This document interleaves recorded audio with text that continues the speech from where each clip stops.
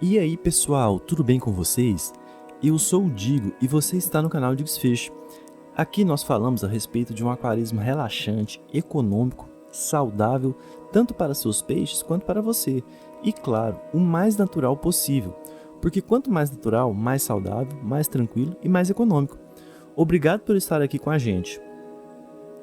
Galera, existem algumas verdades e alguns mitos que precisamos falar. Já há algum tempo eu venho buscando uma maneira de falar a respeito desses fatos e mitos que ocorrem, quando o assunto é aquário natural, porque tem muita gente se dando mal, acreditando em qualquer informação e por outro lado existem algumas limitações nesse tipo de sistema, que por mais que expliquemos aqui, pode de certa forma passar batido e fazer com que as pessoas errem. Então, o que quero dizer é que nem tudo são flores, não é questão de certo ou errado, vocês irão entender. Nessa semana, pensando em desmontar ou não nosso aquário natural de 70 litros, resolvi realizar uma manutenção, enquanto decidia. Desmontar pelo fator econômico, focar apenas no Riacho da Zizi, transferir a fauna para lá porque realmente tudo está muito caro, ou não desmontar, pois esse tipo de sistema é eterno, ainda mais esse aquário que já fiz uma base para poder transportá-lo. E aí realizei uma poda drástica, o que me deu muitas ideias para trabalhar o layout. As Staurogines apareceram fortes, as Anúbias Nana Petit, que eu já havia até esquecido delas, estavam por baixo das plantas. Esse substrato que ainda tem muita lenha para queimar nesse sistema que tem apenas 1 ano e 8 meses. E enquanto eu realizava essa manutenção, me vieram muitas coisas na cabeça, a respeito de coisas que preciso falar, pontos positivos e negativos, verdades, mentiras e mitos, que sim, fazem as pessoas errarem, ou tomarem outro rumo, desistindo dos sistemas naturais. O que vou falar aqui é fruto da minha experiência. Em todos esses anos, estou nesse hobby desde criança e da década de 80 para cá aprendi muito. Sistemas naturais eu monto desde 2006, que já nesse tempo eu busquei lá atrás informações antigas em livros para replicar isso em meus aquários. Mas gente, isso não significa que eu sei. Não, eu estou aprendendo constantemente. Vocês viram os perrengues que passei com o Riacho da Zizi. Então, o aprendizado é constante e eterno. Então, vamos lá, sem mais enrolação, vamos ao que interessa.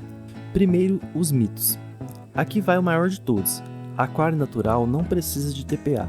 Gente, isso é um mito. Aquários naturais precisam sim de TPAs. Entenda que um aquário é um sistema fechado. Tudo que entra e sai depende única e exclusivamente de você. Então, principalmente no começo, você pode vir a ter que realizar muitas TPAs. Com o tempo, claro, essas irão ficar mais espaçadas. Mas no começo, já teve situações que precisei realizar TPAs aí de 3 em 3 dias na primeira semana.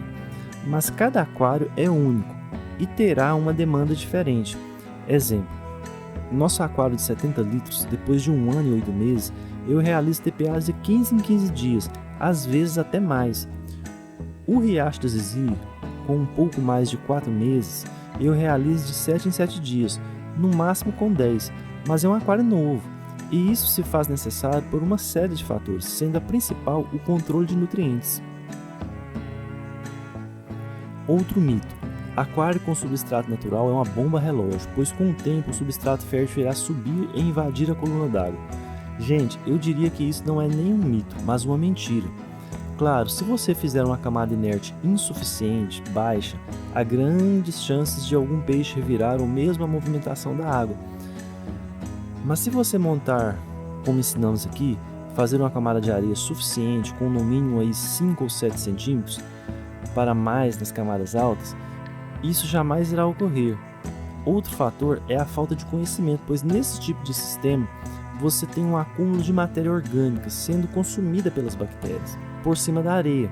Essa vai se decompondo e acumulando em torno das plantas, revitalizando o substrato fértil. Isso é pura biologia. Normalmente os aquários com isso são aquários com água cristalina. Lá fora a galera costuma chamar isso de mofo. Se você assistir alguns vídeos da gringa, de pessoas que também usam esse tipo de sistema, eles chamam de mofo, mas isso é de fato biologia pura. Eu só retiro esse mofo quando realizo uma poda drástica, como foi essa. e apenas ali na frente do aquário, pois isso é tudo de bom. Nem deveria ser realizado, aliás. Minha indicação é que não retire, que você não sifone isso. Outro mito, gente, é que o substrato inerte de areia compacta. Gente, eu nunca tive compactação da areia, até porque isso não ocorre devido às raízes das plantas que vão caminhando, andando aí por baixo do substrato inerte. Então, gente, talvez, eu nunca tive experiência de ter um aquário apenas com areia, talvez um aquário com muitos anos de apenas areia, pode ser que aconteça isso, mas com o substrato fértil, né, a camada fértil e com o substrato inerte de areia por cima, um aquário densamente plantado, como são os aquários naturais, isso jamais ocorrerá. Outro mito, você não precisa alimentar seus peixes no aquário natural. Eu faço uma alimentação bem controlada, apenas uma vez ao dia, mas faço todos os dias. Você pode gerar uma teia alimentar com microbiologia, pequenos crustáceos? Sim, pode, mas para quem mora em cidade grande isso é um pouco complicado. Muita coisa pode ocorrer de maneira natural ou não. Talvez seja necessário você colher, por exemplo, folhas em decomposição, talvez um pouco de solo de alguma lagoa ou rio. Mas onde colher isso? Aqui na minha cidade, por exemplo, a maioria dos rios estão podres e, sinceramente, eu não estou disposto a viajar para colher isso. Já para quem mora no interior, tudo bem, mesmo assim tome cuidado e com todo cuidado você ainda pode trazer alguns patógenos para seu tanque. Talvez isso ocorra de forma natural. Pode. No Riacho do Zizi, por exemplo, no começo apareceram uns microcrustáceos, era uma espécie de microbesorrinho, eram muitos. Não sei o que era aquilo, mas assim que coloquei os guppies, eles foram sumindo. Acho que hoje se tiver é muito pouco. Não os vejo mais. Provavelmente foram todos comidos, e com certeza essa microvida ocorreu de forma natural, através do substrato. Outro mito, aquário natural é feio. Claro que vai ser feio quando não se realiza manutenções. Alimenta de qualquer forma, planta de qualquer jeito, tudo vai ficar horrível, explosões de algas é o mínimo. Não preciso nem falar, tenho provas aqui. Quem acompanha o canal viu o quanto um aquário natural pode ser bonito e concorrer com qualquer sistema moderno. Volte os vídeos do nosso plantado natural de 70 litros e veja com seus próprios olhos como esse aquário já foi tão lindo quanto qualquer outro plantado moderno. Hoje ele está realmente mais simples, mas porque eu quis assim, eu optei por deixar ele mais tranquilo, com plantas mais simples. Deixei ele ir se transformando de forma natural, devido ao tempo. Até porque tenho hoje outros aquários, mas tudo isso depende do aquarista. Se eu quisesse, até hoje estaria com plantas vermelhas. Belo! Então depende de como você quer levar as coisas. Acho que esses foram os principais mitos. Agora vamos a algumas verdades. Primeira verdade. Para você mudar o layout de um aquário natural, você não pode simplesmente arrancar as plantas. Jamais! O máximo que você pode fazer é podá-las, rente ao substrato. Como fiz aqui com as criptes, nessa manutenção. Se você arrancar uma planta pela raiz, será o fim do seu aquário. Então pense na hora de plantar. Isso não significa impossibilidade de mudança, mas algumas vezes você poda a planta aí no talo e a planta volta, mesmo quando coberta por outro. Pode ocorrer, mas em aquário natural, isso é natural, correto? Outra verdade, os substratos inertes são bem altos, então se você quiser fazer uma rampa, você pode ir de 5 ou 7 para 15 centímetros ao fundo. Isso é bem alto.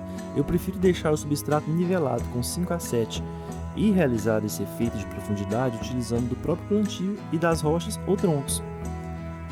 Outra verdade, e essa a indústria do aquarismo não gosta, os sistemas naturais de aquarismo são muito baratos.